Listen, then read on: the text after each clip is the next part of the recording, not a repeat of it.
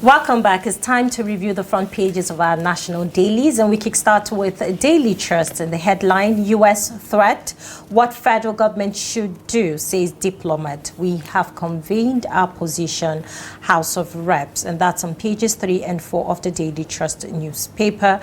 And then we have at 1,422 naira per dollar, Naira records highest gain in October, and that's on page 20 of the Daily Trust newspaper. Parties, voters reject Niger local government pool, Bagos convoy attacked, and that's on page 10 of the Daily Trust newspaper. And then also we have 19 bandits killed in Kano as border attacks escalate, and that's on page 6 of the Daily Trust newspaper if you want to read more on that story. And also we have pro-Wike NWC faction takes over PDP secretariat, and that's on page 5 of the Daily Trust newspaper. And pregnancy cases on the rise in Borno IDP camps, and that's on page 24 of the Daily Trust newspaper. Nigerian stocks shed 244.9 billion naira amid Trump's threat, and that's on page 21 of the Daily Trust newspaper if you want to read more on that story. And then also we have strike, Tinubu orders immediate resolution, and that's on page 7 of the Daily Trust newspaper. If you need more information of all of those headlines, kindly grab yourself a copy to stay informed. All right, now joining us in the studio to review the front page of our national dailies is Programs Director, Daily Trust Foundation, Dr. Theophilus Abba. Thank you for joining us this morning. Thank you for coming. Good morning. Good morning. All right, looking at the front page of Daily Trust, we have U.S. threat, what the federal government should do, says Diplomat.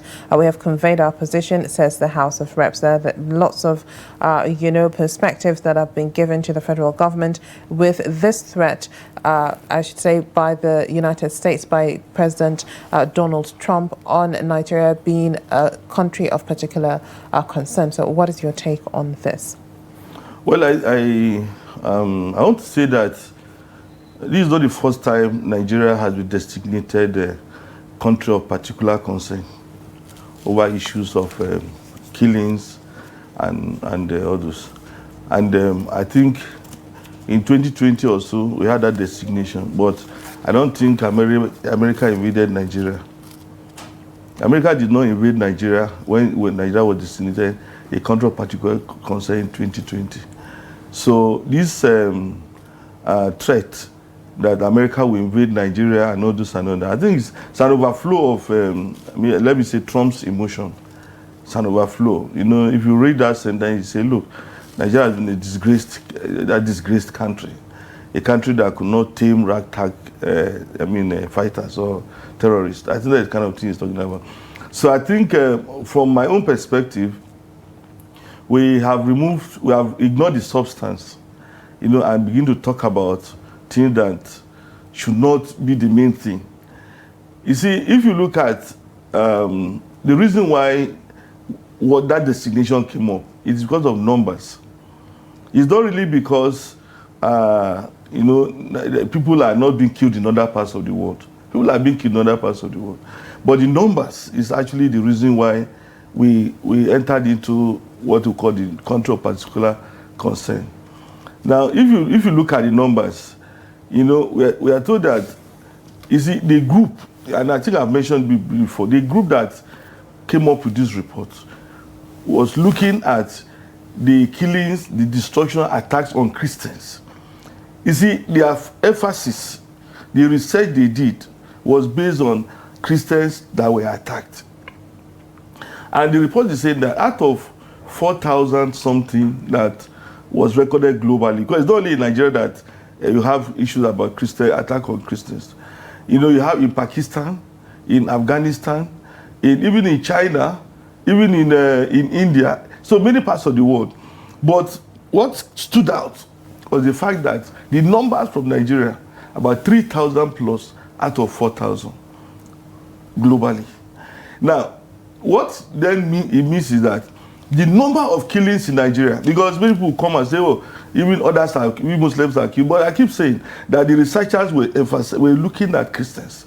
So they were not looking at others. And you see, their own focus is what they dwelt on, which means that the number of killings in Nigeria is so high and unacceptable.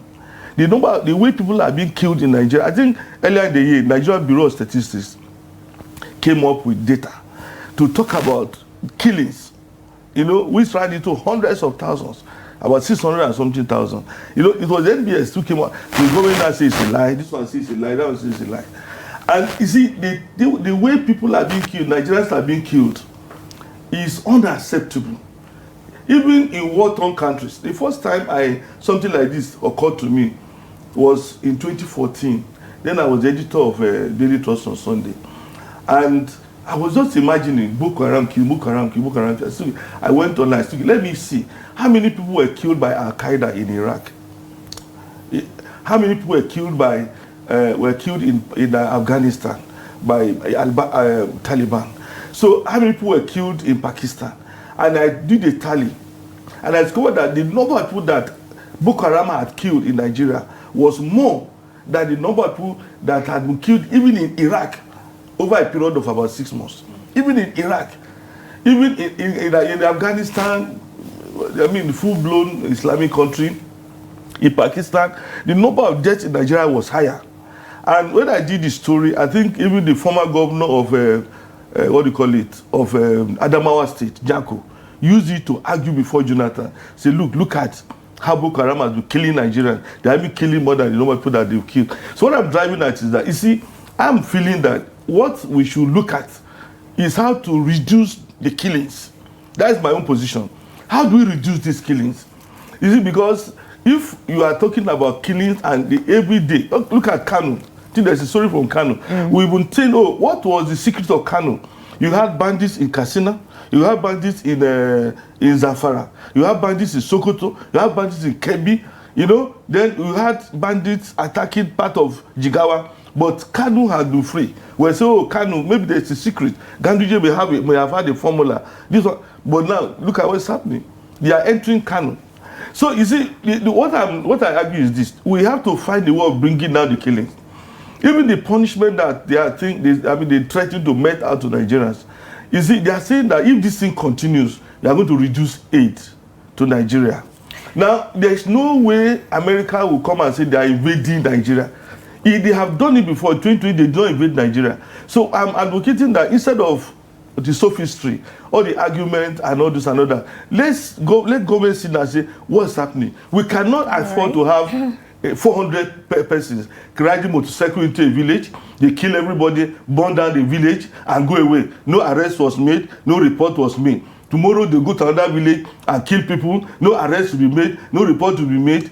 You understand? And after they kill people, the police will go there and say we are maintaining security. The next time they go to another city, the next time they go to another, it's unacceptable. And those are the things that must be brought down. Due to time, Mr. Theophilus, let's take a look at this headline. Parties, voters reject Niger local government pullback, this convoy attack.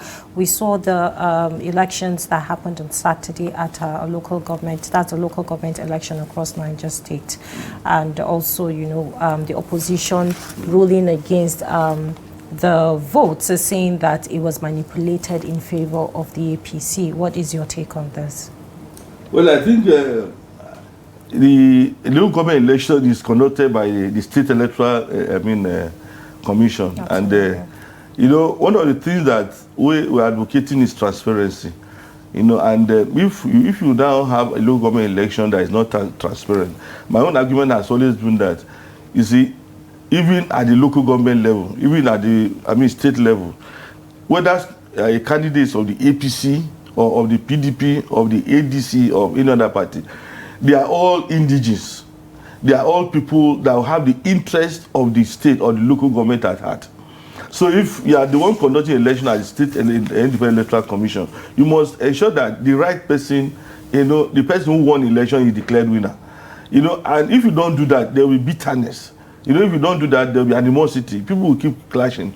Now, if somebody is on the APC, is from that local government, if it's the PDP from that local government, there's no way you can say, okay, if it's a PDP candidate who won the election, you will not say, okay, because I'm PDP, all the resources for that local government, I'll take it to another state because I'm not APC. The governor is APC, I'm not APC, I'll take the resources away. It's not like that. So we have to mature in our politics to know that everybody who contests an election is a member, is an indigene of the state, and they must be allowed to win. This idea of saying, okay, if the state is APC, then all the local government must be APC. It doesn't follow. You know, it's not acceptable under any democracy. It is possible that local government A is won by APC because we had a very good candidate, but that does not mean that PDP will not have a good candidate to win in local government B or C or D. So I don't think we really have to mature in such a way that we allow the candidates who are good, who really campaign, who can turn around the fortune of local government to win elections. All right. So now, yesterday we saw a whole debacle going on, or that went on at the National Secretariat of the People's Democratic Party. So now, what is your take on the pro-Wiki and WC faction taking over the PDP Secretariat? Well, in fact, it's quite unfortunate. I think the man who left here just now, I think he discussed the PDP. You know, and the party is a disappointment because it's been torn to pieces. You know, apart from the faction at the national headquarters, you see in states, people are, living, governors are living, and there's no political party that can stand without any state of its own. I'm saying that without having a governor. So it's quite unfortunate. Now, the issue there is that there's supposed to be a convention in Ibadan. And some people went to court and said, look, this convention cannot hold because we did not hold congresses in some 16 states, and so it should not go ahead. And actually, if you are going for a convention, then you have to elect the delegates. If the delegates are not elected, then, who are the ones that will represent the state chapters of the party at the convention? It means that somebody will have picked few persons his friends and go there. I agree that there should be elections before the convention so that the delegates can be properly elected. But then the PDP as a party need to put this house in order. We have always been saying it, and they know how to do it. How do they do it? They have a constitution. You know, is to operate based on what is stipulated in that constitution. Now we have a pro-Wiki, you know. I don't know whether the other one is pro-governor. The governors who are still remaining, some of them are saying they are leaving. So I think it is high time the PDP puts his house in order, not because of their own interest, but in the interest of Nigeria. Because as long as we don't have an opposition, a vibrant opposition that can say, okay, I'm not saying that everything the government does is wrong, but you can check when they go say, okay, if we take this step, the PDP, which is the main opposition, will do this. They will not accept it. And the fear of that will enable them to do the right thing. But right now, the main opposition is now in tatters. And we don't know where to turn to. Although ADC wants to step in, but I think they are still taking baby steps. So it's difficult for us to operate in a democracy where there is no opposition. The PDP must put his house in order, whether it's pro-Wiki or pro-governors, but they must do something to ensure that they play the role they ought to play in the polity. All right.